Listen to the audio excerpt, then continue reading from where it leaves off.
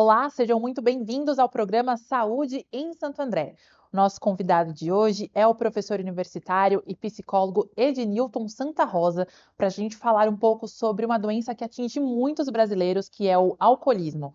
Dados do Ministério da Saúde mostram que 18% da população adulta faz uso abusivo da substância e são números alarmantes que a gente vai repercutir aqui hoje. Professor, seja muito bem-vindo, é um prazer tê-los aqui no nosso estúdio. Muito obrigado, Gabriela, o prazer é todo meu. Professora, para a gente iniciar esse papo, então, queria saber uma pergunta mais geral, né, uma percepção sua sobre a partir de quando uma pessoa pode ser considerada alcoólatra? Qual é a linha que ela ultrapassa, né, o sinal de alerta que aquela pessoa tem que começar a tomar cuidado, já que ela está começando ali a ter problemas com álcool? Atualmente, a gente tem falado de transtorno por uso de álcool, né? E esse transtorno, ele possui níveis. Então, você tem desde o nível leve, aí você passa para o moderado e até o grave. Então, em cada um desses níveis, você precisa observar para verificar, porque muitas vezes acontece, né, que a pessoa fala assim, mas eu só bebo de fim de semana, tá? A pessoa fala, só bebo quando eu vou em festa. Mas a questão que a gente precisa avaliar é o quanto a pessoa ela precisa fazer o uso dessa substância para poder se considerar bem. Então, na medida em que você, por exemplo, se você deixa de ir para uma festa porque lá não tem álcool, já é um sinal de alerta, né? Quer dizer, você está vinculando a utilização do álcool ao seu bem-estar. Então, isso já é um sinal de alerta. Existe algum padrão, por exemplo, estipulado pelo próprio Ministério da Saúde ou algum outro órgão que estuda isso, como, por exemplo, o que faz o levantamento de dados, o CISA, né, que faz o levantamento de informações sobre saúde e álcool, sobre o que é considerado aceitável? Como o senhor disse, por exemplo, se a pessoa ela consome álcool 3 doses no dia, ela já está em alerta, ou então é uma dose na semana. Existe algum parâmetro nesse sentido? Tem. Assim, o que é considerado uso abusivo depende de homem e de mulher, por conta do organismo, né? Então, a utilização abusiva você vai considerar para mulheres a partir de uma quarta dose ingerida no mesmo evento. E para o homem, seria 5 doses. Então, só para você ter uma ideia, a gente tem um número expressivo, né, no Brasil, de pessoas que se dizem fazer o consumo nessa quantidade. Então, de acordo com os dados do Ministério da Saúde, você vai encontrar mais de 20% de pessoas nessa situação de uso abusivo, né? Então, isso então já seria algo bastante preocupante, né? A gente tem alguns dados também do Ministério da Saúde que mostram, tem uma pesquisa que é feita por telefone, né? Então, nessa pesquisa que se identificou esse número, né? Se eu não me engano, é 22%. E você tem cerca de quase 3% de pessoas na condição de dependência, que é aquela situação, é o nível mais grave do transtorno, né? Então, são dados bastante impressionantes, que deixam a gente bastante preocupado, né? Então, muitas vezes, não é o fato da pessoa falar assim, mas eu só bebo de fim de semana, eu bebo socialmente. A gente tem que entender o que é esse beber socialmente, porque se de repente você está deixando de fazer alguma coisa ou você está se vinculando a essa substância para poder ter a sensação de bem-estar, então isso já começa a ser preocupante. Então, e esse sintoma que o senhor trouxe aqui é uma das características mais conhecidas, né? Que é essa dependência para trazer um pouco de bem-estar. Algumas pessoas brincam que é para tirar a timidez, não consegue se expressar ou só se expressa quando faz o uso do álcool. Quais são os distúrbios? Não sei se esse é o termo mais acertado, mas quais são os distúrbios mais comuns quando a gente fala em álcool, né? O senhor trouxe aqui também os níveis, tem o leve, o moderado, o mais grave. Mas falando em distúrbios, quais são os mais comuns que a pessoa desenvolve a partir do alcoolismo? Eu não sei se a gente podia chamar de distúrbios, né? A gente fala de transtorno, que é um conjunto de sintomas, né? Então, esse transtorno ele pode ser aprofundado. Então, na medida, por isso que a gente fala em níveis, né? Então, na medida em que você vai se vinculando cada vez de maneira mais intensa ao uso do álcool, você vai percebendo que o seu comportamento vai se modificando. Então, você pode ter pessoas que, ao utilizarem o álcool de maneira abusiva, elas ficam mais alegres, elas ficam mais brincalhonas, você tem pessoas que ficam mais violentas. Então, há uma modificação no seu comportamento. Agora, veja, não significa que só porque a pessoa fica alegre que ela fica agradável num Sim, ambiente. claro. Então, tem pessoas que bebem, assim, ficam insuportáveis, né? Fica fazendo uma série de piadas inconvenientes. Então, isso já caracteriza, né, um sintoma que deve ser observado. Então, por isso que eu falo, não sei se a gente podia chamar de distúrbio, né, mas no espectro do transtorno, nesses níveis, você vai verificar, até chegar um momento da pessoa que ela se abandona por completo, né? E mesmo sabendo que aquilo faz mal, ela não consegue deixar, né? E isso marca todos os níveis, né? Porque mesmo no nível moderado, você vai encontrar pessoas que não conseguem deixar, né? Então, se a pessoa, esse é um sinal para você se preocupar, né? Se de repente você começa a perceber que você vai numa festa e você tinha intenção de não beber nada, chegou lá e acabou bebendo, então é um sinal de alerta, né? Quer dizer que você está perdendo o controle, o seu comportamento decisório sobre beber ou não beber. Então, isso já é um sinal de alerta. E gostar da sensação também pode ser um sinal de alerta, né? Porque eu já ouvi algumas pessoas dizendo que não bebem, mas que quando bebem gostam daquela sensação que causa, então pode ser que sem saber essa pessoa de repente esteja entrando em algum grau desses que o senhor citou, É, né? pode ser, sabe? Mas eu penso que o problema não é gostar, porque você pode gostar, no entanto, você ter o controle sobre esse gostar. Porque, obviamente, vai trazer algum tipo de satisfação. Se você. O problema não é você ter satisfação, não é o gostar. O problema é você não conseguir ficar sem a utilização daquela substância. Né? É você. Porque o gostar, tudo bem, né? A pessoa pode tomar uma bebida, um vinho, alguma coisa, não significa que ela seja uma pessoa dependente do álcool. Né? Agora, é claro que ela toma porque gosta. Né? Agora, o problema é quando ela não consegue deixar de usar. Né? Esse é o problema que a gente encontra, né? E professor, até a pessoa chegar a esse ponto, existe alguma predisposição no corpo dessa pessoa, seja por até por base genética, né? Tem alguns estudiosos que já falam sobre essa predisposição genética. Tem algumas revistas científicas até mais famosas, tipo a Nature, que fez um estudo denso sobre isso, né? Encontrou ali 800 evidências genéticas sobre isso. Isso também pode ser uma causa? Quais são as causas que levam pensando em predisposição, né, que levam ao alcoolismo? Sabe que existem dois grupos de pesquisadores, aqueles que vão entender o abuso da substância como algo determinado geneticamente, e tem um outro grupo que vai entender que é uma questão do ambiente, é uma questão de comportamento que se aprendeu no ambiente, né? Eu participo do grupo daqueles que entendem que tem algo no ambiente e que vai suscitar isso na pessoa, né? Se você observar, vou falar em termos de Brasil, né? A gente tem uma cultura muito permissiva por conta, e ainda que o Brasil não é o maior de todos, né? No ranking, o Brasil está na posição 53, um negócio assim, né? Você pega lá os países lá do leste europeu, lá o pessoal tem já uma cultura de uso de álcool tremenda. Então, se faz uma medida, então, por exemplo, né?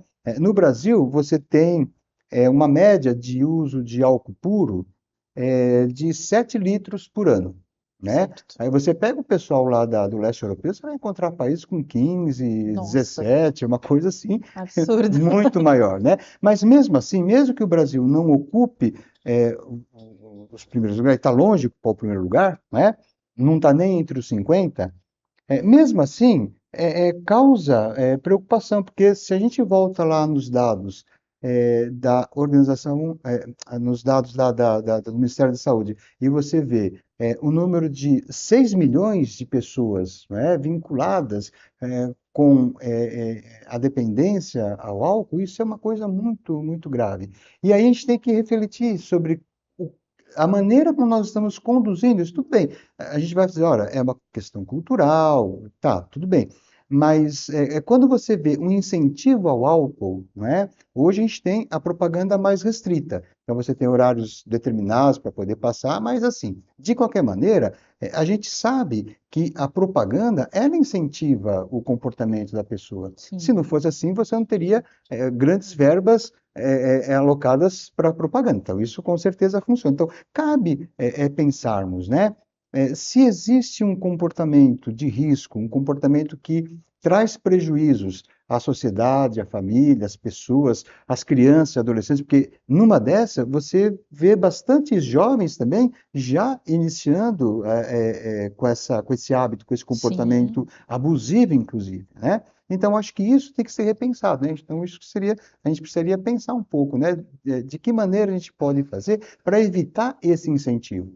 E é justamente sobre isso que eu ia falar agora. Se, de certa forma, esse ambiente, como o senhor trouxe aqui, ou essa questão da predisposição, explica também o aumento do consumo entre os mais jovens, né? Que é um tópico que tem preocupado. E ia te perguntar justamente isso. Será que, de repente, também esse incentivo pela televisão, pela música, hoje em dia pela televisão talvez nem tanto, mas pelas redes sociais, pela música, para esse público mais jovem, explique também essa vontade, essa necessidade, às vezes por status ou para socializar desse jovem ter contato com a bebida tão cedo, né? Uhum, sim, e é interessante, né, porque a gente sabe que o paladar, ele é aprendido, né, então, inicialmente, se você vai tomar uma bebida, aquilo queima, aquilo é ruim, né, a cerveja é amarga, né, o vinho, muitas vezes, dependendo do vinho, você fala, esse negócio é salgado, né, então tem algumas coisas assim, né, isso é aprendido. Agora, ao mesmo tempo que é aprendido, ele é incentivado, né, então, com certeza, quando a gente vê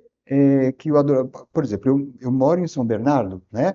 Então, eu moro próximo lá da Kennedy. Então, você vê na Kennedy, sábado à tarde, início da noite, uma infinidade de jovens com um copo de plástico na mão, bebendo, né? E assim, se confraternizando, aquela coisa toda. Você olha, você fala, olha, tudo bem, é proibido vender bebida alcoólica para menor de 18, mas eu tenho certeza que aqueles meninos têm 15, 16 anos, Com sabe? Você olha e fala, tenho certeza. certeza, né? E como que eles tiveram acesso àquilo, né? Então, esse é um problema, porque o álcool, ele tem um acesso muito fácil, né? É fácil, né? Você adquirir o álcool, enfim, né?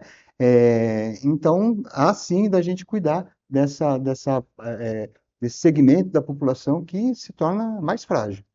E de acordo com o seu conhecimento, professor, como psicólogo, quais são as dicas, eu diria assim, para os pais ficarem então mais atentos com isso, né? Seus filhos estarem tendo contato tão cedo com essa substância que é perigosa e, para além de ser perigosa, como o senhor disse, às vezes jovens de 15 anos que teoricamente não poderiam, por lei, ter Sim. acesso a isso e estão tendo, né? Quais seriam então o olhar que o pai deve ter para ficar mesmo de olho nessa criança, nesse adolescente? É uma pergunta muito boa, porque antes de mais nada, a gente nunca pode perder de vista que o exemplo, ele é a primeira coisa que a gente tem que considerar, né? A primeira coisa é o exemplo. Então, qual é o exemplo que você está dando para o seu filho? Então, você tem o hábito de beber, né? Durante o jantar, durante o almoço, ou nas confraternizações, como que é? Como que fica essa questão, né? A sua família tem esse hábito? Você mantém bebida alcoólica em casa? Como que é a sua relação como adulto que você está passando o seu comportamento para esse jovem, né? Como que é? Ele está observando, porque o jovem, não só o jovem, mas a gente de maneira geral, mas como a gente está falando do jovem, né?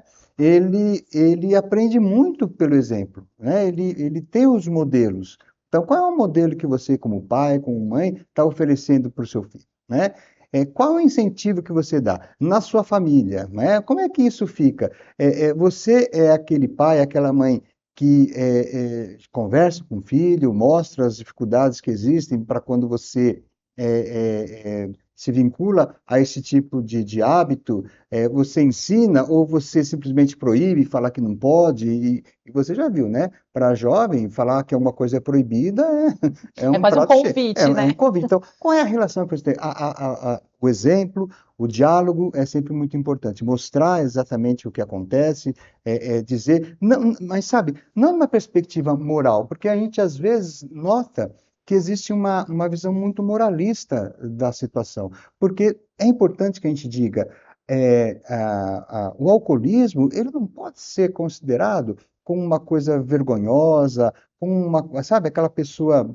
Não, não é isso, né? É uma doença, sabe? Uma coisa que tem que ser tratada. Então, isso tem que ser trazido para o adolescente, para o jovem, né? Desde cedo. Olha, tá vendo? Isso aqui é um problema de saúde, a gente tem que evitar. Isso não acontece porque ninguém começa bebendo exageradamente. É uma bicadinha aqui, né? E vai aumentando. Então, é importante que os pais sempre estejam abertos para fazer essa conversa com os filhos. O jovem, ele é muito suscetível ao grupo, né? Até que ponto você, como pai, como mãe, está oferecendo a escuta para o seu filho? Porque muitas vezes o seu filho, a sua filha, consegue pessoas de fora para poder escutar aquilo que ele está falando. Porque o alcoolismo, ele é um sintoma, né? Então, o indivíduo que se vincula a esse tipo de hábito, a esse tipo de dependência, é uma pessoa que ela não consegue transmitir em palavras aquele mal-estar que ela está sentindo. Então, muitas vezes, você não precisa se preocupar a todo momento dar conselhos para os filhos. Abra um momento para ele poder conversar, para ele poder falar. Seja você a pessoa com quem ele vai poder se expressar, ele vai poder escutar, falar e escutar também, mas mais falar. Às vezes tem isso. Os pais falam, não, mas eu converso com os meus filhos. Mas será que você conversa ou será que você fica dando sermão, né? Porque conversar é isso, né? Você fala, eu escuto, você fala. Então, eu diria que os pais eles precisam também, muitas vezes, segurar um pouco o desejo, a vontade de falar, de dar conselhos. Espera um pouquinho, escuta um pouco também. Às vezes, aquilo que o jovem tem para falar pode ser que não tenha nada a ver com aquilo que você imagina ou que você gostaria de ouvir. Mas ouça, porque se você não ouvir, possivelmente alguém lá fora, né, que não é da família, vai ouvir. E aí essa outra pessoa vai ganhar autoridade sobre aquilo que fala, né? Então, esse é um cuidado que a gente tem que ter. E ainda nesse ponto importante que a gente falou aqui, professor, para além do poder dos pais, né, do que pode fazer os pais, no âmbito de governo mesmo, de políticas públicas, o que o senhor acha que seria efetivo, por exemplo? Existe hoje em dia uma discussão do imposto seletivo, que é o tipo de imposto que deixa mais caro, digamos assim, produtos que são nocivos à saúde e ao meio ambiente. E que dizem que, de alguma maneira, funciona porque a bebida ficaria mais cara, então o acesso mais difícil. Mas tem algum outro, por exemplo, que o senhor já ouviu falar ou que já tenha estudado e que seria um aliado nessa luta contra a dependência do álcool? Sim. Sabe que, claro, quando você aumenta os impostos, você tem uma redução de acesso, mas você tem a entrada por outros caminhos, né? Tem outras, né? E aí é mais complicado, mas tudo bem. Fora isso, eu entendo que essa discussão ela tem que ser levada desde muito cedo, por exemplo, nas escolas, né? Então, acho que deve haver um esforço para você levar essa discussão para a escola, mostrando sempre não o lado da saúde, né? Não o lado moral da coisa, né? Então, desde cedo você trabalhar as questões na escola, com os jovens, com as crianças, o que significa o uso do álcool no comportamento e na saúde da pessoa. Você precisa ter campanhas efetivas, né? Não campanhas morais do álcool, campanhas efetivas, né? Às vezes eu fico um pouco preocupado, por exemplo, com essas campanhas que você vê no cigarro, né? Que o pessoal mostra aquelas coisas, né? Aquilo acaba virando um motivo de chacota. Não, a gente tem que pensar, a gente tem que criar possibilidades de você efetivamente atuar na conscientização do jovem, da criança e da pessoa adulta também, né? A gente está falando de propaganda, está falando eh, acho que isso também atinge não só o jovem, né? Mas Ah, a população de maneira geral, né? Então, há essa necessidade de você intensificar campanhas sérias, verdadeiras, que tenham o objetivo de produzir uma consciência a respeito dos perigos que o álcool representa. A gente precisa questionar muito essa nossa cultura, né, de transformar a utilização do álcool em algo banal, simples. E se você observar, existe até as pessoas que se solidarizam umas com as outras, né? Quando diz, ah, eu tomei tudo, aí isso vira piada e parece que a pessoa é, é, corajosa, que vai, que toma. Então, isso tudo, o que está na cultura, né? Isso tem que também ser questionado, tem que se pensar um pouco sobre o que isso realmente significa. Outra questão, que também eu penso que tem que ser levado no âmbito social, né? A questão do preconceito, né? Sabe que eu acompanho já há muito tempo, há mais de 30 anos, né? Eu acompanho o trabalho do pessoal da Associação Antialcoólica, dos Alcoólicos Anônimos, e é muito interessante porque quando uma pessoa chega numa reunião como essa, a primeira coisa que as pessoas dizem é o seguinte: olha, você é muito bem-vindo, né? Você é a pessoa mais importante da noite, mais importante dessa manhã. Então, isso dá um certo alento para a pessoa que está chegando, e a pessoa se sente diferente daquela como ela é vista pelos outros. Porque quando a pessoa vê uma pessoa que faz uso de álcool, que bebe, né, é motivo de chacota, de piada, sempre tem uma piada com uma pessoa que o pessoal chama de bêbado, né? Sempre tem piada de bêbado. Então, isso vai dando para a pessoa uma sensação, uma identidade bastante inferior, né? Uma coisa muito negativa. E quando as pessoas elas começam a encarar você de maneira diferente, começam a te enxergar para além do que você está usando como substância que está te deixando dependente, então isso também, então, nesse sentido, combater esse preconceito seria muito importante, né? A gente tomar alguns cuidados com as expressões preconceituosas que a gente usa quando se refere a uma pessoa que é dependente do álcool, né? Eu penso que isso, né? E a família, tá? A família é um fator importante, né? Porque é muito sofrimento para a família, Demais, né? verdade. E é óbvio que o familiar, quando vê uma pessoa da sua família, seja o marido, a esposa, o pai, o filho, a filha, não importa, né? Que está com esse comportamento de dependência, ele quer se livrar daquilo porque ele não suporta ver o filho, o pai, a mãe sofrendo. Então, ele muitas vezes, na tentativa de ajudar, ele acaba tendo um tipo de comportamento que afasta mais ainda, né? Então, aquela cobrança. Então, quando a gente tem um familiar que está nessa condição, você tem que, antes de mais nada, ter paciência e se preparar para as recaídas, porque isso é muito comum.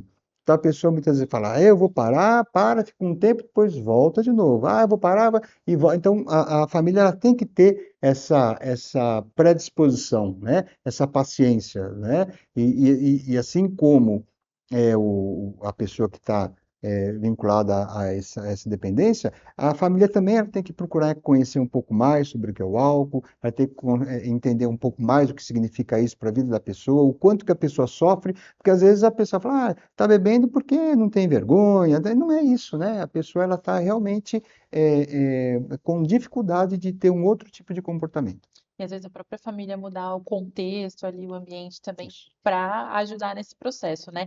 A reincidência, então, ela é algo esperado quando esse Sim, paciente está em tratamento, sim, faz parte do processo. sim, faz parte do processo, E né? quais são os tratamentos mais adequados, professor, desde ali do nível mais leve até o nível mais grave? Geralmente, qual é o tratamento? Então, depende do nível que a pessoa está. Então, se você está no nível leve, né? Então, o que a gente procura nesse nível leve é evitar que se avance para os demais, para o moderado e para o grave, né? Então, existe uma necessidade, né, de você evitar. Então, a gente recomenda a participação nesses grupos de apoio, né, de autoajuda, que é o AA, a Associação de Alcoólicos, como a gente tinha comentado, né?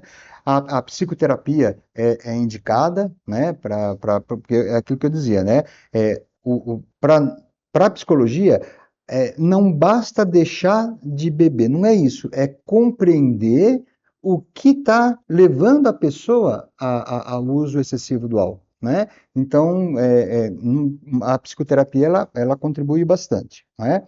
No nível mais moderado, aí, geralmente, há necessidade da entrada de do médico, né? Porque pode haver a necessidade de uma intervenção medicamentosa, né? Para poder lidar com a questão da abstinência, para lidar com a questão é, da dificuldade efetivamente de se abandonar aquela substância, e num nível mais grave pode acontecer de você precisar, e eu acho que é num caso muito mais grave, de alguma internação, mas não uma internação não porque a pessoa tem que ser internada, que lá ele vai fazer um tratamento, não, é porque muitas vezes a pessoa ela precisa se afastar do ambiente em que ela se encontra e que não consegue deixar de usar aquela substância, né? Então, note, vai depender dos níveis, né? Do nível que você está naquele momento que você busca o tratamento. Em todos esses, para a gente retomar, a fase da recaída é esperada, Sim, então é importante já se preparar para já se isso, né? Que em preparar. algum momento esse tratamento vai ser retomado, às vezes com alguma outra estratégia, mas faz parte desse caminho até Exatamente. a total libertação, como o senhor disse, Perfeito. não parar de beber por beber, mas para compreender, enfim, tudo Perfeito. que se causa a partir do alcoolismo, né? Perfeito. Por isso que, assim, quando eu tenho um caso como esse, o trabalho que eu desenvolvo é com a família. Tem que ser com a família, né? Porque a família, ela tem que estar junto. Não é que porque a gente às vezes fala, a culpa é a família. Não é que a culpa é a família, mas a família é um grande apoio, né? Obviamente, a decisão de sair dessa condição é da pessoa, mas a família é um fator de apoio muito grande que a gente precisa contar muito com ela. E, professora, a gente está se encaminhando para o final, o papo está bastante interessante, mas para a gente amarrar, né, toda essa história, tudo que a gente falou aqui, o papel da sociedade agora, da sociedade civil mesmo, né? A gente falou da família, do tratamento, do auxílio médico, muitas vezes, mas o que a senhora acha que falta na sociedade, ou que não necessariamente falta, mas que pode ser feito mais, né, a partir da sociedade, no combate dessa doença que muitas vezes não é nem tido como doença, mas que é, né, que é o alcoolismo? Sim, sim. Então, eu penso que quando a gente fala de sociedade, dá a impressão que é uma coisa enorme, grande, né? Mas, na verdade, nós participamos da sociedade. Então, uma ação que eu faço, uma ação que você faz, uma outra pessoa, então, isso também é algo que está na sociedade. Inicialmente, eu penso que deveríamos rever a questão do preconceito, né? Você olhar para a pessoa e não achar que aquilo seja motivo de dar risada, né? Então, quando você vê uma pessoa em situação de embriaguez, não tomar aquilo como uma piada, não achar que aquilo é engraçado, né? Então, assim, você tomar cuidado com a visão, com a maneira como você está entendendo aquilo que você está vendo. Acho que a primeira coisa, acho que seria isso, né? Acho que tentar entender mais o que significa essa questão do próprio alcoolismo, e entender, inclusive, que toda e qualquer pessoa está suscetível a cedo ou tarde poder se deparar com uma coisa como essa, porque é o que eu te falei, o alcoolismo, ele é um sintoma de algo maior. Então, quando a pessoa ela não consegue expressar aquela dor que ela tem interna, muitas vezes ela pode ir para outros campos, mas ela pode cair no alcoolismo, né? Então, qualquer um de nós está suscetível a isso. Então, ter uma compreensão maior, ter uma forma de entender esse indivíduo que está nessa condição, né? Então, isso é importante. Entender não como algo, não como uma falha no caráter, porque a gente às vezes tem essa tendência, né? Não só a questão do uso do álcool, mas o uso de outras substâncias químicas também, geralmente é visto como um caráter fraco, uma falta de caráter, muitas vezes as pessoas até dizem, né? Não, é uma situação, uma condição que foi produzida de acordo com questões que não dá para a gente saber. Não tem uma causa única, sabe? Não dá para você falar, foi por causa disso, foi por causa daquilo. Não, cada caso tem que ser compreendido na sua dimensão individual, né? Então, eu penso que é a maneira, o olhar diferente. Eu penso que isso é o que nós podemos fazer. E questionar muito essa questão dessa cultura do uso do álcool mesmo, né? Será que é necessário, efetivamente, para toda e qualquer comemoração, você ter aquele excesso, aquele uso excessivo de álcool, né? Eu acho que seria um ponto de partida. Tá certo, professor. Queria agradecer muito a sua presença, as informações riquíssimas, esse papo muito rico. Espero que a nossa audiência também tenha gostado. E obrigada mais uma vez, viu? Até Muito a obrigado. próxima. Até mais. E obrigada a você também que acompanhou o nosso programa até aqui. Falamos com o professor universitário e com o psicólogo Ednilton Santa Rosa para falar um pouco dessa doença que atinge a tantos brasileiros, o alcoolismo, e também ficar um alerta não só para os sintomas da doença, como também para o nosso papel enquanto sociedade. Agradeço mais uma vez, até o próximo programa, até lá.